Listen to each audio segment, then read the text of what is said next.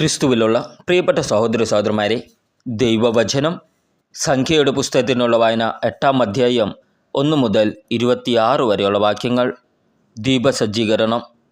കർത്താവ് മോശയോട് അരുളി ചെയ്തു, ദീപം കൊളുത്തുമ്പോൾ വിളക്ക് കാലിനു മുമ്പിൽ പ്രകാശം പരത്തക്ക വിധം 7 വിളക്കുകളും ക്രമപ്പെടുത്തണമെന്ന് അഹരോനോട് പറയുക. അഹരോൻ അങ്ങനെ ചെയ്തു. കർത്താവ് മോശയോട് കൽപ്പിച്ചതുപോലെ വിളക്ക് കാലിൻ്റെ മുമ്പിൽ പ്രകാശം പരക്കുമാറ് വിളക്കുകൾ ക്രമപ്പെടുത്തി. ചുവട് മുതൽ ശിഖരങ്ങൾ വരെ സ്വർണം അടിച്ചു പരത്തി നിർമ്മിച്ചതായിരുന്നു വിളക്കുകൾ. കർത്താവ് മോശയ്ക്ക് കാണിച്ചു കൊടുത്ത മാതൃകയിൽ തന്നെയാണ് അതുണ്ടാക്കിയത്. ലേവ്യരുടെ സമർപ്പണം. കർത്താവ് മോശയോട് അരുളി ചെയ്തു, ലേവ്യരെ ജനങ്ങളുടെ ഇടയിൽ നിന്ന് വേർതിരിച്ച് ശുദ്ധീകരിക്കുക. അവരെ ശുദ്ധീകരിക്കേണ്ടത് ഇങ്ങനെയാണ്: പാപപരിഹാര ജലം അവരുടെ മേൽ തളിക്കുക. ശരീരം മുഴുവൻ ക്ഷൗരം ചെയ്ത് വസ്ത്രങ്ങൾ അലക്കി അവർ തങ്ങളെ തന്നെ ശുദ്ധീകരിക്കുകയും വേണം. അനന്തരം ഒരു കാളക്കുട്ടിയെയും ധാന്യബലിക്കായി എണ്ണ ചേർത്ത നേരിയ മാവും അവരെടുക്കട്ടെ. പാപപരിഹാര ബലിക്ക് മറ്റൊരു കാളക്കുട്ടിയെയും എടുക്കണം. ലേവ്യരെ സമാഗമ കൂടാരത്തിൻ്റെ മുമ്പിൽ കൊണ്ടുവരികയും ഇസ്രായേൽ സമൂഹത്തെ മുഴുവൻ അവിടെ വിളിച്ചു കൂട്ടുകയും വേണം. ലേവ്യരെ കർത്താവിൻ്റെ മുമ്പിൽ കൊണ്ടുവരുമ്പോൾ ഇസ്രായേൽ ജനം അവരുടെ തലയിൽ കൈകൾ വയ്ക്കണം. ഇസ്രായേൽ ജനത്തിൻ്റെ നീരാഞ്ജനത്തിനായി കർത്താവിന് ശുശ്രൂഷ ചെയ്യാൻ അഹരോൻ ലേവ്യരെ അവിടത്തേക്ക് സമർപ്പിക്കണം. ലേവ്യർ കാളക്കുട്ടിയുടെ തലയിൽ കൈവയ്ക്കണം. അവരുടെ പാപപരിഹാരത്തിനായി കാളക്കുട്ടികളിലൊന്നിനെ പാപപരിഹാര ബലിയായും മറ്റേതിനെ ദഹനബലിയായും നീ കർത്താവിന് അർപ്പിക്കണം. അഹരോൻ്റെയും പുത്രന്മാരുടെയും ശുശ്രൂഷയിൽ അവരെ സഹായിക്കാൻ ലേവ്യരെ കർത്താവിന് നീരാഞ്ജനമായി അർപ്പിക്കുക. ഇപ്രകാരം ഇസ്രായേൽ ജനത്തിൻ്റെ ഇടയിൽ നിന്ന് ലേവ്യരെ നീ വേർതിരിക്കണം. അവർ എൻ്റേതായിരിക്കും. ശുദ്ധീകരിക്കുകയും നീരാഞ്ജനത്തിനായി സമർപ്പിക്കുകയും ചെയ്തു കഴിയുമ്പോൾ സമാഗമ കൂടാരത്തിൽ ശുശ്രൂഷ ചെയ്യാൻ ലേവ്യർ അകത്ത് പ്രവേശിക്കട്ടെ. ഇസ്രായേലിൽ നിന്ന് തിരഞ്ഞെടുക്കപ്പെട്ട അവർ പൂർണ്ണമായും എനിക്കുള്ളവരാണ്.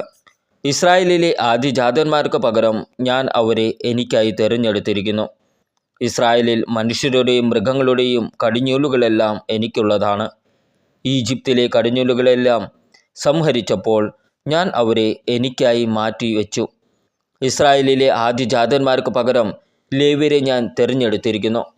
സമാഗമ കൂടാരത്തിൽ ഇസ്രായേൽ ജനത്തിനു വേണ്ടി സേവനം ചെയ്യാനും അവർക്ക് വേണ്ടി പാപപരിഹാര കർമ്മങ്ങൾ അനുഷ്ഠിക്കാനും ജനം വിശുദ്ധ സ്ഥലത്തെ സമീപിച്ചാൽ അവരുടെ ഇടയിൽ മഹാമാരി ഉണ്ടാകാതിരിക്കാനും ആയി അവരിൽ നിന്ന് ലേവ്യരെ ഞാൻ തിരഞ്ഞെടുത്തത് അഹരോനും പുത്രന്മാർക്കും ഇഷ്ടദാനമായി കൊടുത്തിരിക്കുന്നു.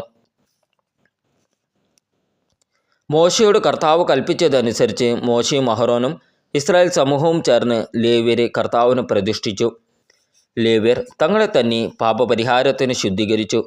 വസ്ത്രമലക്കി അഹരോൻ അവരെ നീരാഞ്ജനമായി കർത്താവിന് സമർപ്പിച്ചു.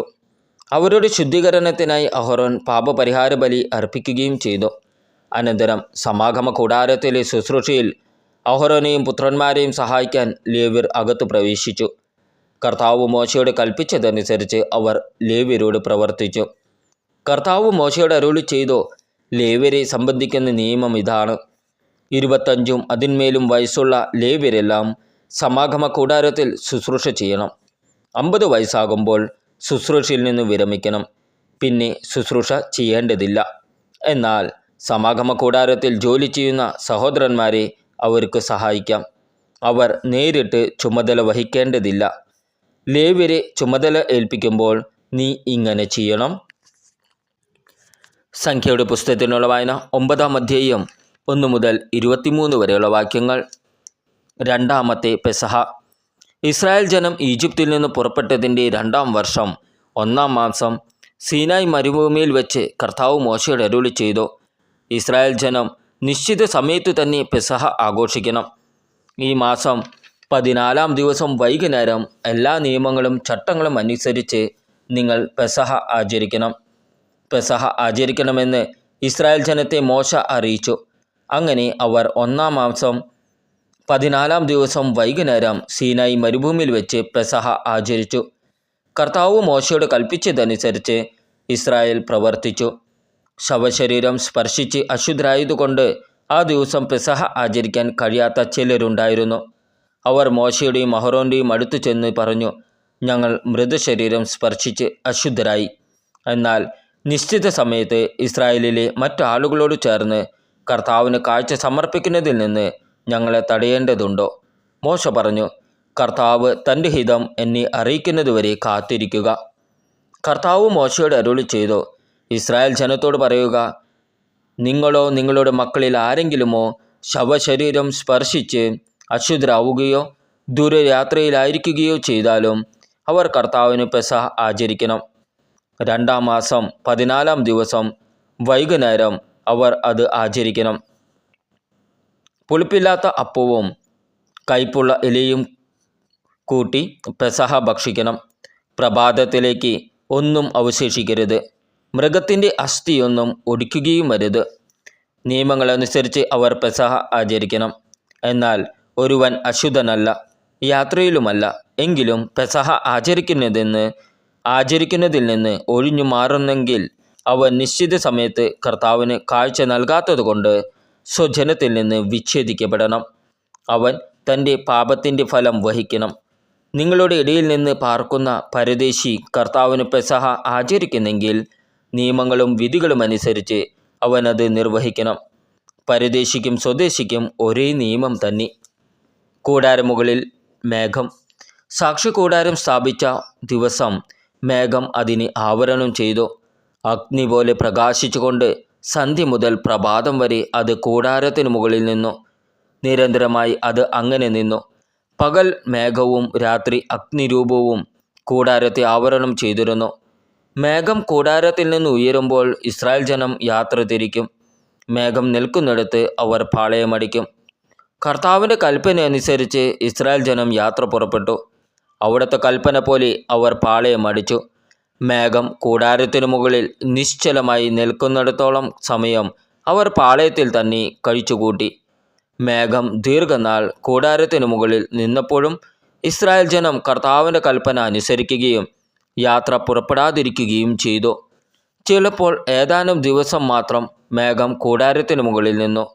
അപ്പോഴും കർത്താവിൻ്റെ കൽപ്പന അനുസരിച്ച് അവർ പാളയത്തിൽ തന്നെ വസിച്ചു. അവിടുത്തെ കൽപ്പന അനുസരിച്ച് മാത്രമേ അവർ യാത്ര പുറപ്പെട്ടുള്ളൂ. ചിലപ്പോൾ മേഘം സന്ധ്യ മുതൽ പുലർച്ചെ വരെ മാത്രം നിൽക്കും. പ്രഭാതത്തിൽ മേഘം ഉയരുമ്പോൾ അവർ യാത്ര പുറപ്പെടും. പകലോ രാത്രിയോ ആയാലും മേഘം ഉയരുമ്പോൾ അവർ പുറപ്പെടും.